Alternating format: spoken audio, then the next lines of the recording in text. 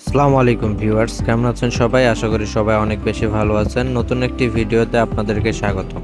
আজকের ভিডিওতে আপনারা যে নদীটি দেখতে পাচ্ছেন এটি গাইবান্ধা জেলার ঘাঘট নদী। তো আজকের ভিডিওটি থাকছে ঘাঘট নদীকে ঘিরে। তো চলুন ভিডিওটি শুরু করা যাক এবং ঘাঘট নদী সম্পর্কে বিস্তারিত তথ্য জানা যাক। গাইবান্ধা জেলার একটি গুরুত্বপূর্ণ নদী এই ঘাঘট নদী। এটি গাইবান্ধা শহরের পাশ দিয়ে বয়ে গেছে এবং জেলার ভূমি গঠন, জনজীবন, ব্যবসা বাণিজ্য সহ বিভিন্ন ক্ষেত্রে গুরুত্বপূর্ণ ভূমিকা রাখে।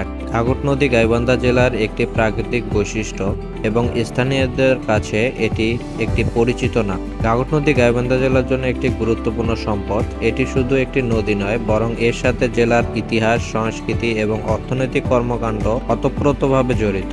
তিস্তা, ব্রহ্মপুত্র ও যমুনা নদী বাহিত পলিমাটি দিয়ে গাইবান্ধা জেলার ভূমি গঠিত হয়েছে এবং ঘাঘট নদী এই ভূমি গঠনে একটি গুরুত্বপূর্ণ ভূমিকা রয়েছে। একসময় এই নদীপথে নৌ যোগাযোগ এবং ব্যবসা বাণিজ্য চলত, যদিও এখন সেটি তুলনায় কম, তবু এর গুরুত্ব রয়ে গেছে।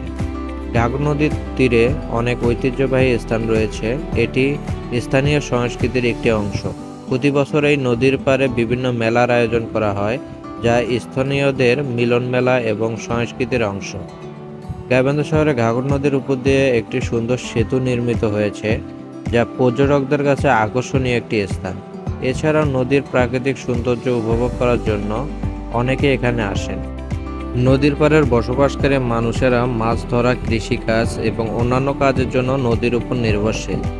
আজকের ভিডিওটি এখানে শেষ করছি। দেখা হবে নতুন কোনো ভিডিওতে। ভিডিও ভালো লাগলে অবশ্যই লাইক, কমেন্ট এবং ভিডিওটি শেয়ার করবেন এবং চ্যানেলটি সাবস্ক্রাইব করে আমাদের পাশে থাকবেন। সকলকে আবারও ধন্যবাদ সম্পূর্ণ ভিডিওটি দেখার জন্য। আসসালামু আলাইকুম।